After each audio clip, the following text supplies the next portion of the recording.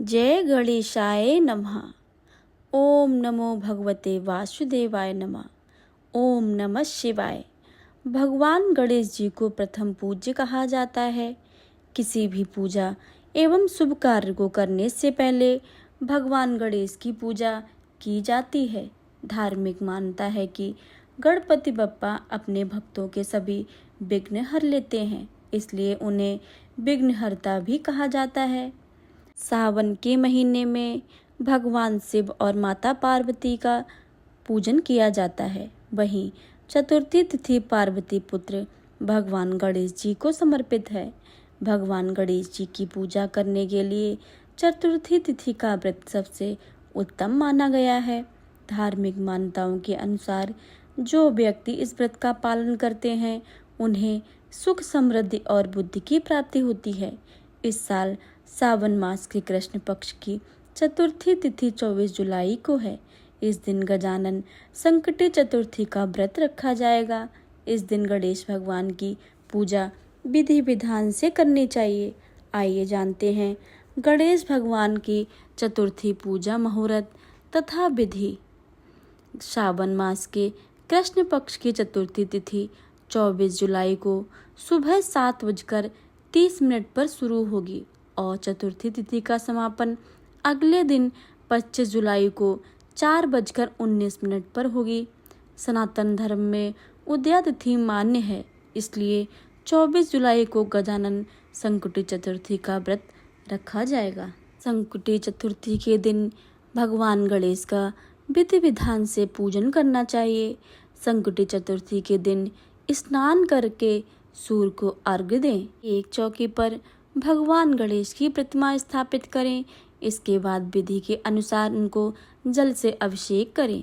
फिर उन्हें पीले फूलों की माला अर्पित करें और कुमकुम का तिलक लगाएं। घर में बनी कोई मिठाई, मोदक आदि चीज़ों का भोग लगाएं। भगवान गणेश को दूर्वा घास जरूर अर्पित करनी चाहिए। फिर बप्पा के वैदिक मंत्रों का जाप और गणपति का चालीसा का पाठ करें। पूजा के अंत में आरती जरूर करें और पूजा में हुई गलती की क्षमा मांगे। शाम के समय भी पूजा करें। फिर चंद्रमा के दर्शन करके अर्घ्य दें।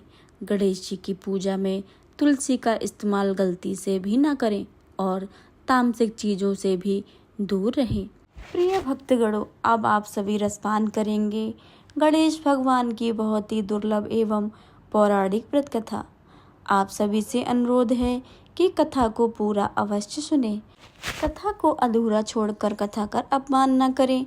कथा को सुनने के बाद कमेंट बॉक्स में गणेश भगवान की जय लिखना बिल्कुल भी मत भूलिएगा।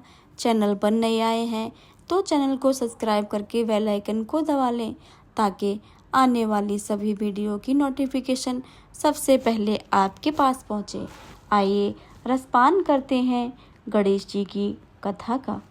पौराणिक कथा के अनुसार जब विष्णु जी का विवाह लक्ष्मी जी से तय हो गया था और तैयारी होना शुरू हो गई थी, तभी सभी देवताओं को निमंत्रण भेजा गया, लेकिन गणेश जी को विवाह का निमंत्रण नहीं दिया गया। जब विष्णु जी की बारात जाने का समय हुआ तब सभी देवी देवता शामिल हुए, लेकिन सभी ने देखा कि गणेश जी वहाँ उपस्थित नहीं हैं। सभी इस बात की चर्चा करने लगे कि आखिर गणेश जी क्यों न्योते नहीं आए हैं या फिर गणेश जी स्वयं नहीं आए हैं। सभी इस बात पर चकित रह गए। इसका कारण सभी ने विष्णु भगवान से पूछा। विष्णु जी कहने लगे कि गणेश जी के पिता भोलेनाथ महादेव को न्योता भेजा गया है। अगर वो आना चाहते तो अपने पिता के साथ आ जाते। उन्हें अलग से न्योता देने की क्या आवश्यकता है।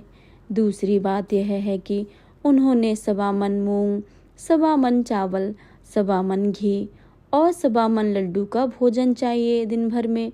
अगर वो नहीं आ रहे हैं तो ठीक है, दूसरे के यहाँ जाकर इतना खाना अच्छा नहीं होता है। सब यह बात कह ही रहे थे कि तब किसी ने कहा कि अगर गणेश जी आते हैं तो उन्हें द्वारपाल बनाकर बैठा देंगे। सबने कहा कि उनसे कहेंगे कि आप चूहे पर बैठकर धीरे धीरे चलोगे, ऐसे में बहुत पीछे रह जाओगे। तो आप घर का ध्यान ही रख लीजिए द्वारपाल बनकर, तो बारात में बहुत पीछे रह जाओगे। इस पर विष्णु जी ने अपनी सहमति दे दी। इतने में गणेश जी विष्णु जी की बारात वाले स्थान पर पहुंच गए। सभी ने उन्हें समझाकर घर की रखवाली करने के लिए घर पर छोड़ दिया। बारात चल दी। जब नारद जी ने देखा कि घर के दरवाजे पर गणेश जी बैठे हुए हैं, नारद जी ने उनसे रुकने का कारण पूछा। गणेश जी ने कहा, विष्णु भगवान ने मेरा बहुत अपमान किया है। नारद जी ने कहा कि आप अपनी मूषक सेना को आगे भेज दें, इससे वो रास्ता खोद देंगे और उनके वाहन जमीन में ही धंस जाएंगे। इसके बाद वो आपको सम्मान पूर्वक बुलाने के लिए विवश हो जाएंगे। गणेश जी ने अपनी सेना को आगे भेज दिया। मूषक सेना ने रास्ता खोद दिया। जब बारात वहां से निकली तो बारात के रथों के पहिए धरती में धंस गए। उन्होंने लाख कोशिश की, लेकिन पहिए नहीं निकल पाए। हर किसी ने अलग अलग उपाय सुझाया, लेकिन कोई हल नहीं निकला। जब नारद जी ने कहा कि उन्होंने गणेश जी का अपमान करके ठीक नहीं किया है, अगर उन्हें मना कर लाया जाए तो कार्य की सिद्धि हो सकती है। फिर शंकर भगवान ने अपने दूत नंदी को भेजा। नंदी गणेश जी को वहां ले गए। सभी ने गणेश जी का आदर सम्मान के साथ पूजन किया। उसके बाद ही रथ के पहिए बाहर निकल पाए, लेकिन पहिए टूट चुके थे। ऐसे उन्हें सुधारने का काम कौन करेगा, इस पर सवाल होने लगा। वहीं पास में एक खेत था।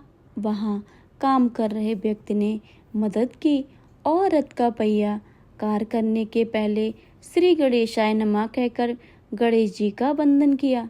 देखते ही देखते उनसे रथ के पहियों को ठीक कर दिया।